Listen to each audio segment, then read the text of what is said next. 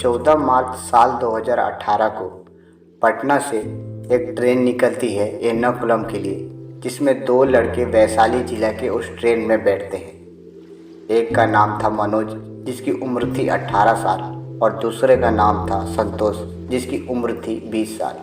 ये दोनों ही लड़के काम की तलाश में त्रिपुर जाते हैं, लेकिन गाड़ी जैसे ही विजयवाड़ा पर रुकती है तभी दो छक्के उस ट्रेन में चढ़ जाते हैं और पूरे बोगी को परेशान करने लगते हैं। मनोज और संतोष दोनों मासूम थे, इसीलिए वो सबसे पहले मनोज के पास आते हैं और उसका मोबाइल छीन लेते हैं और उसे पैसे मांगने लगते हैं। मनोज के पास ज़्यादा पैसे नहीं होता, इसीलिए वो बोलता है कि मेरे पास ज़्यादा पैसा नहीं है। तो उसमें से एक छक्का, जिसका नाम रानी रहता है, वो सुइयाँ निकाल कर दिखाती है कि अगर तूने पैसे नहीं दिए तो मैं तेरी जान पर ये सुइयाँ चुभो दूँगी। तो डर कर वो मनोज अपना सारा पैसा उस छक्के को दे देता है।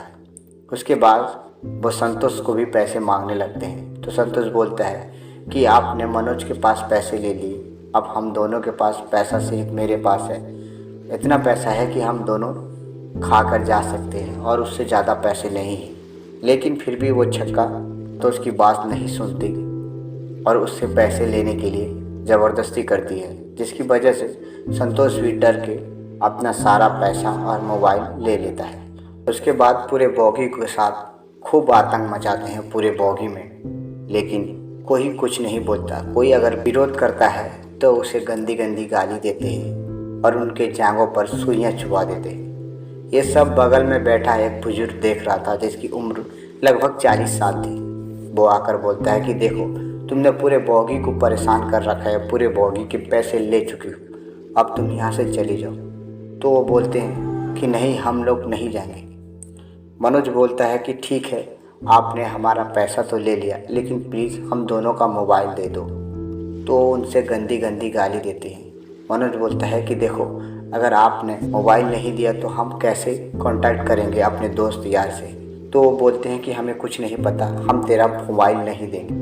अंकल का सब्र का बांध टूट जाता है। अंकल बोलता है कि देखो, अब बहुत हो गया, तुम एक काम करो, ये दो मासूम लड़कों का मोबाइल दे दो। तब वो छक्का बोलती है कि क्यों, तुझे क्यों ज़्यादा खुजली हो रही है? देखो, अगर तुम लोगों ने हमें ज़्यादा परेशान किया तो मैं तुम तीनों को इस ट्रेन से धक्का देकर बाहर फेंक दूंगी। मनोज और संतोष दोनों काफ़ी रिक्वेस्ट करते हैं ताकि उन्हें उनका मोबाइल मिल सके, लेकिन वो छक्का उनकी एक भी नहीं सुनती और ना ही उनका मोबाइल उन्हें देती है। सारा पैसा और मोबाइल लेकर जैसे ही वारंगल आता है वो उतर जाती है। आखिर सवाल यही आता है कि क्यों इन लोगों को हम लोग झेलें, क्यों इन लोगों के लिए कोई भी शिकायत या कोई भी एक्शन लिया नहीं जा सकता।